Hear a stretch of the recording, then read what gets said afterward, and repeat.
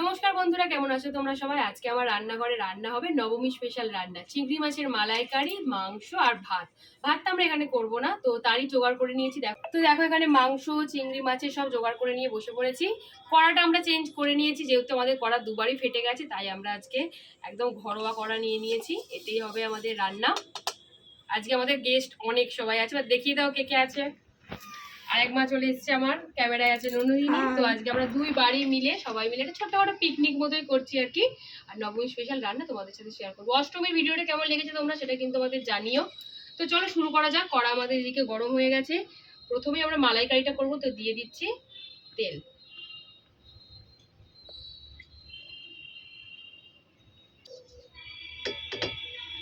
চিংড়ি মাছ একদম ধুয়ে বেছে রেখে দিয়েছি, এর মধ্যে একটু নুন আর হলুদ মাখিয়ে নিই।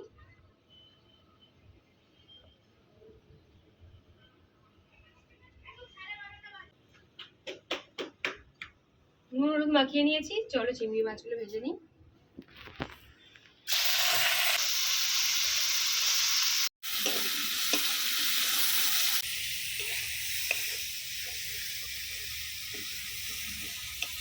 মালাইকারি এমনি গলদা চিংড়িতে ভালো হয়, তো আমরা গলদা চিংড়ি পাইনি, ছোট চিংড়ি দিয়ে করছি।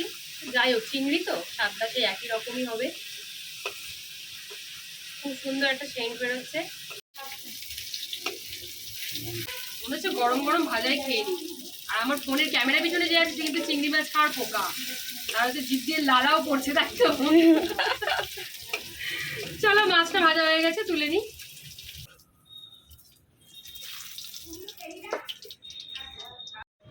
আরো কিছুটা তেল দিয়ে দিলাম ওই তেলের মধ্যেই। এবার দিয়ে দেবো তেজপাতা,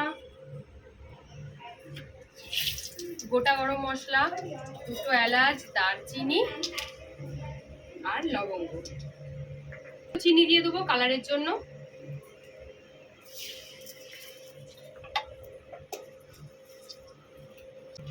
পেঁয়াজ, আদা, রসুন তিনটে একসাথে বাটা আছে, এটাও দিয়ে দিলাম।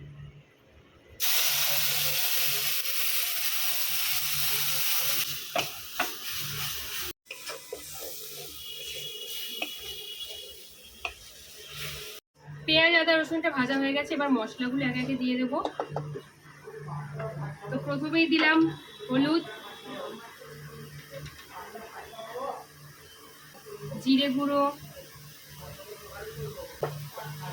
ধনে গুঁড়ো, কাশ্মীরি লঙ্কা, গরম মশলা গুঁড়ো, নুনটাও দিয়ে দিলাম।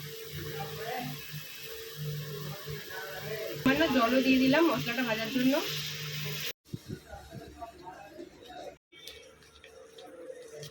দিয়ে দিলাম টমেটো পেস্ট করা আছে সেটা। দুটো কাঁচা লঙ্কাও দিয়ে দিলাম ঝালের জন্য। খুব ভালো করে মশলাটা কষিয়ে নিচ্ছি। তারপরে দেবো মালাইকারির যেটা মেন, নারকেলের দুধ। এই যে আমি বার করে রেখেছি অনেকটা নারকেলের দুধ, সেটাও দিয়ে দিচ্ছি।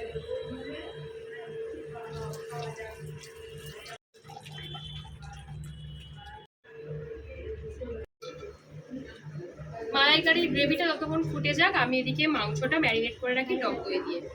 এখানে মাংস আছে লেগ পিস সমেত, কিছুটা টক দই দিয়ে আমি এটা ম্যারিনেট করে রাখি।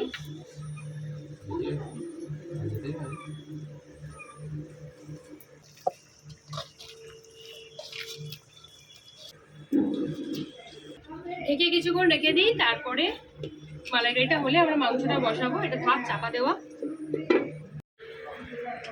এদিকে আমাদের গ্রেভিটা ফুটে গেছে, দিয়ে দিচ্ছি ভাজা চিংড়ি মাছগুলো।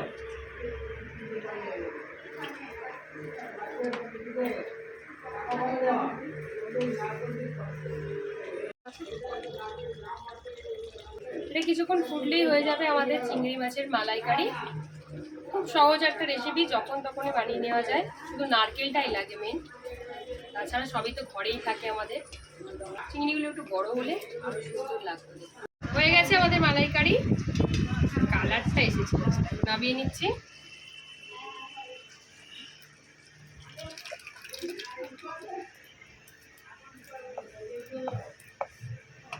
চিংড়ি মাছের মালাইকারি আমাদের হয়ে গেছে। এবার আমরা করবো মাংস। তার জন্য প্রথমে ভেজে নেবো আলু। প্রথমে দিয়ে দিলাম কড়াই সরষের তেল।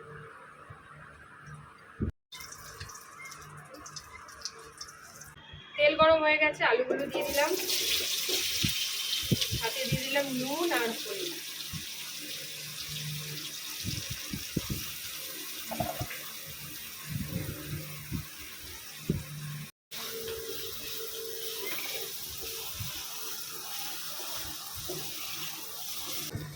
আলু ভাজা আমাদের হয়ে গেছে, তুলে নিই।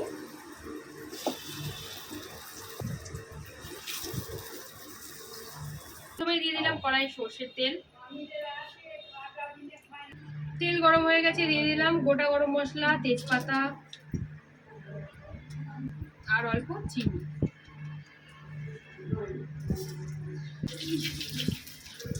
এবারে দিয়ে দিচ্ছি পেঁয়াজ আদা রসুন একসাথে পেস্ট করা আছে, এটাও দিয়ে দিলাম।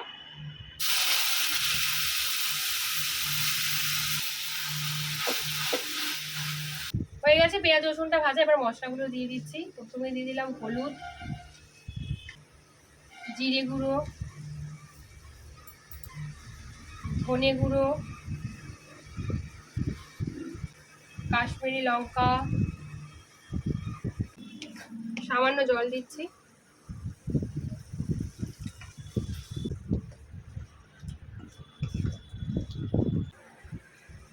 টমেটো কুচিটাও দিয়ে দিলাম।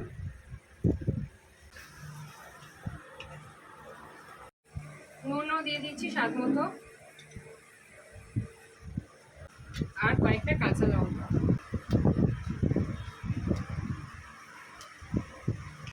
মশলা কষা তো আমাদের হয়ে গেছে, এবার দিয়ে দেবো ম্যারিনেট করা মাংসটা। দই দিয়ে ম্যারিনেট করে রেখেছিলাম, সেটাও দিয়ে দিচ্ছি। Leg piece.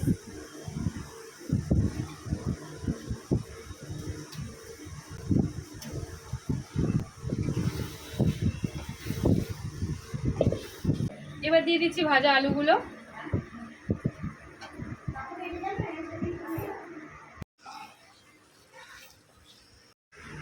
ক্যাপসিকাম টুকরো করা আছে, সেটাও দিয়ে দিলাম। এবার খুব ভালোভাবে কষিয়ে জল দিয়ে দেবো, তাহলে ফুটলেই হয়ে যাবে আমাদের নবমী স্পেশাল মাংস। দিয়ে দিচ্ছি জল, জল দিয়ে ফুটিয়ে দেবো ভালোভাবে।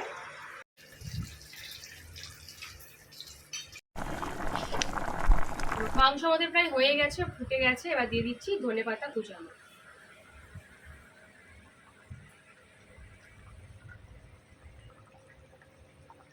কমপ্লিট আমাদের মাংস রান্না। দিয়ে দেবো লাস্টে গরম মশলা।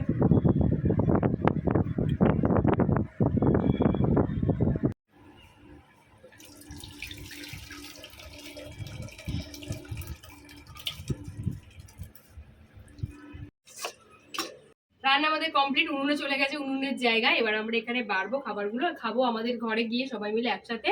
কলা পাতায় খাওয়ার ইচ্ছা আছে, তো কলা পাতা কেটে আনতে বলেছি শুভজিৎকে। এই দেখো এখানে একদম লাল লাল চিকেন কষা, এখানে আছে চিংড়ির মালাইকারি, আর বাবা মার জন্য বানিয়েছি পটল আলুর তরকারি, ওটা নিচেই করা হয়েছে, আর ভাত। হয়ে গেছে আমাদের নবমী স্পেশাল রান্না বান্না। এই দেখো সাজিয়ে সুন্দর একটা প্লেট সাজিয়ে নিয়েছি, স্যালাড দিয়েছি, লঙ্কা লেবু, চিংড়ির মালাইকারি আর লাল লাল চিকেন কষা। তো চলো এবার আমরা ঘরে গিয়ে বসে পড়ছি সবাই খেতে। পিকনিক, ছোটখাটো পিকনিক হচ্ছে। ভাত পাচ্ছি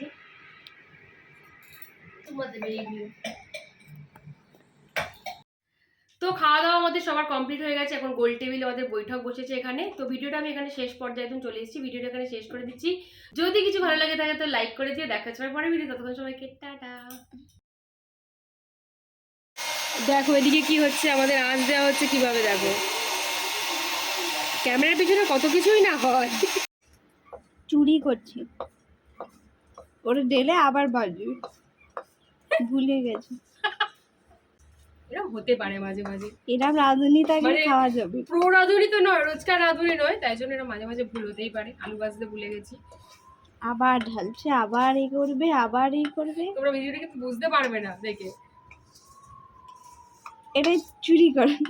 চলো মেইন থেকে আসা যাক আমাদের, যে আমরা আলুটা আগে ভেজে নিচ্ছি। এটা লুকিয়ে রাখি, বুঝলি, চাপ আছে।